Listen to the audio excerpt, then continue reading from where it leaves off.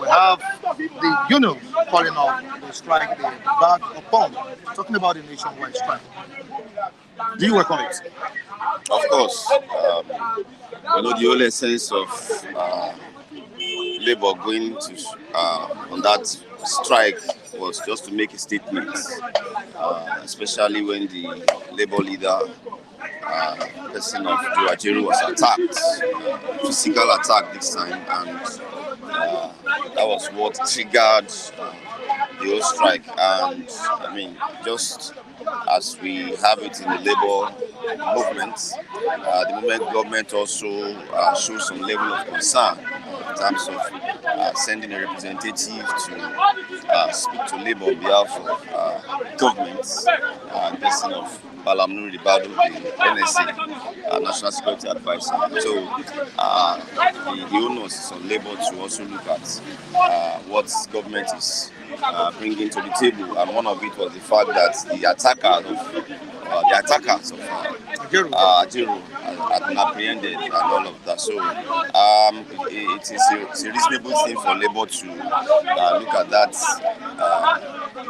some of the position of government, and also see how they can also shift. And that was exactly what they did by suspending. Don't forget, the strike is not called off. That means it can be picked up at any point in time when they feel that some of the things they've talked about on the negotiation table is not being adhered to. So it's a rational thing for them to also look at what government has presented, and that was exactly what they did by suspending the strike. All right, thank you so much, Michael. Let me quickly move down to the comment section. I have Odunlade Taiwo here, and Odunlade Taiwo saying good morning, Mike and everyone. He's also saying good morning to you, Michael. Good morning, Odunlade Taiwo. Yesterday, Odunlade said bluff, something like that, and I said no, nothing of such happened. I never did that. Nobody did that. Is that what? At the technical department, he said he's been blocked, or something like that. Okay. He was blocked. And I said no, nothing of such happened. You should check his device very well. Only God knows what Odunlade did. We know can keep comment yesterday. All right, thank you so much, Odunlade. Good to have you here. Udeze Chima is saying something very crucial. And what is Udeze Chima saying this morning? And also should make sure that the so-called attackers of Ajero are prosecuted and punished accordingly. Yes. If not, they should head to another strike. Yes, I mean it's in line with what we've been saying. You don't. There are things you don't do, and the moment you do it, whether it is done by an individual or it is state-sponsored, as we perceived in the case of the Imo attack, then such organization as Labour has to make a very, very strong statement. So you don't just allow such to slide, and I think that is what that viewer is also talking about. Okay, let's quickly look at the behavior or the attitude of the federal government at times. Why is it that the federal government waits until pressure is mounted before they attend to certain situations? Why? They wait for you to mount pressure on them before they attend to that's very unfortunate that government has to wait, just as you have said, that government has to wait for things to begin to degenerate before. Is it until Labour went on strike before you begin to tell us that the attackers have been apprehended? So that means if they didn't proceed on that strike, the attackers will be left to go scot-free. Which is a very, it is not good for our system. Don't forget, and the reason some of us are condemning that act, it is not because Ajero is an angel. It is because an attack on Ajero today, if not attended to, will be an attack on somebody else tomorrow. And that is why we must begin to speak against such, irrespective of who is involved.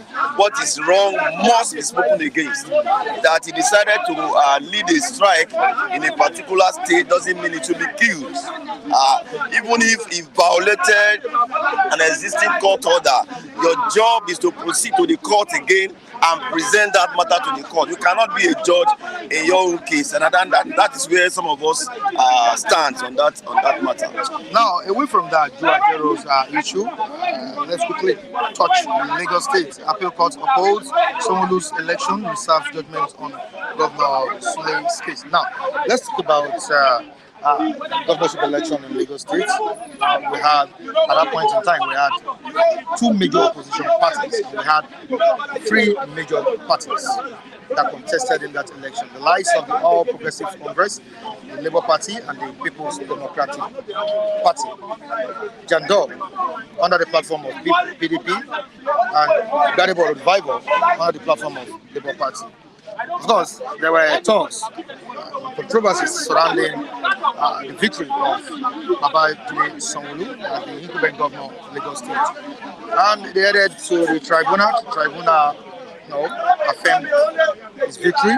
Now, the Appeal Court has also affirmed his victory. Now, what are you telling these two candidates now that lost out in the court? Are you telling them to come together? Will you tell them to come together to work with Babajide Sanwo-Olu to move Lagos State forward? Or do you want them to stand as an opposition party or to stand as opposition parties in the state to tell Governor Sanwo-Olu or to put him on the right track in terms of governance in Lagos State? Thank you, Mike. Well, I'm not their counsel. I'm not their legal counsel. But you're an analyst here. Yes, but I mean, that's aside. But seriously now, the Appeal Court has spoken, and it's a judgment that the appellants we go and look at once again if they feel they still have grounds of appeal. It is their right to so do. And if they feel that it's okay, I think we pushed this enough, they can begin to wind down on the litigation that came up after the Lagos State governorship election. But as you said, should they team up with the governor? Should they continue to be in the opposition and all of that? I think it's about politics of ideology that has not been very much entrenched in our system. People just jump around just because this is the party in power, and I think it's not too healthy for us. If they so believe in some of their own programs and they feel that the present government is not in tune with such programs, and they think these are programs that will be helpful, that will be needful for Lagosians in this case and all of that. So they have right to remain in their various parties. Of course, they can always contribute, even when they eventually get to Supreme Court, if they choose to do so. And if the Supreme Court should rule in favor of the present government, they can always contribute, even if they are not in government directly. Their contribution is about the good government or good governance of the states. So there are several platforms that they can make their opinions known in terms of what policy direction should look like and all of that. So it depends on what angle they see. But I am an advocate of politics of ideology. Politics that is not just being driven by the fact that we are the one there now. This is the time to eat from these people, and you just see people begin to move in certain direction just because that's the party in power at the moment. It is not too healthy for any system. It's not too healthy for our democracy. Quickly to Abi, what was he saying on the platform? Labour Party should forget justice. Nigerian courts only pass judgments, not justice. Michael, that's deep. Yes, it's an opinion, and it's germane, very relevant to our polity generally. Sometimes we see judgment and not justice. It is difficult to prove case beyond reasonable doubt, just as our court demands here.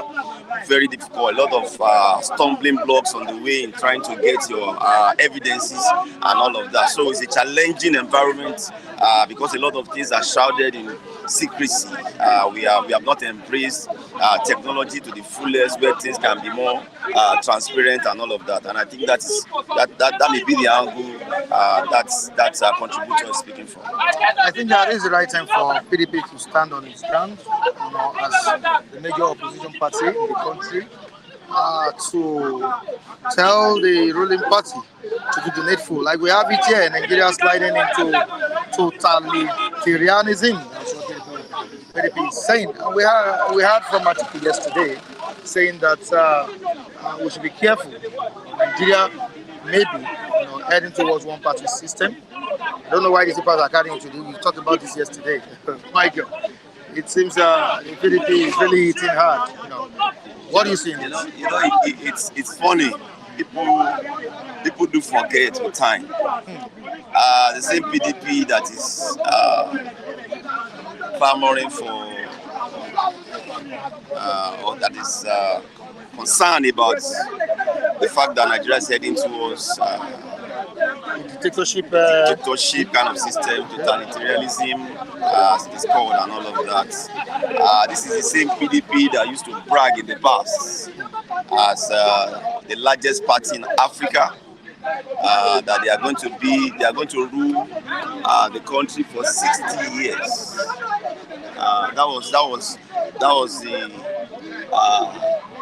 the level at which they were bragging at that point in time. They felt that we are everywhere. We are going to be in charge for 60 years. They were also wooing people from other parties and all of that. As the party in charge of the country at that time. So any party in the saddle will always want to rule opposition. That is the game, and there is nothing wrong about that. That is politics.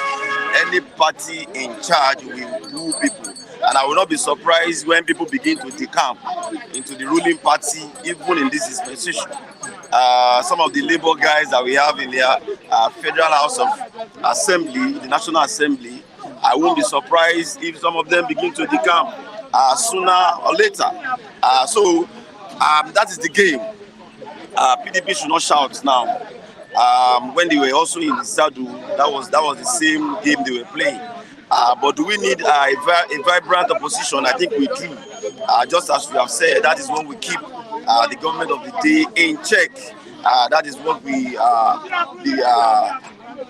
sensitize the people sometimes about things, about how things are going or how things should be going and all of that. So we need a vibrant opposition. I think we also talked about merger.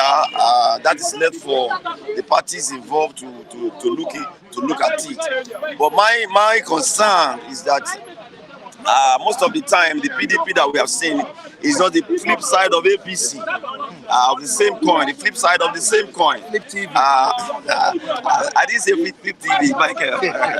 I didn't say flip TV. Okay, sorry about that. It's just the flip side of the same coin. Who are the people in APC today? These are PDP members and all of that.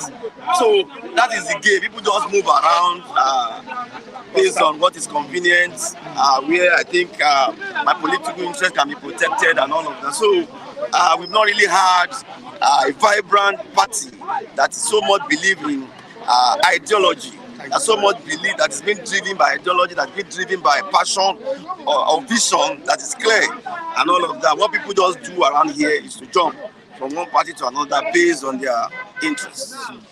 All right, before I let you go, would you like to say hi to the president? Tinubu is now in Guinea-Bissau to celebrate their 50th anniversary with them. That's after the summit they had in Saudi Arabia. To celebrate with Guinea-Bissau? Yeah.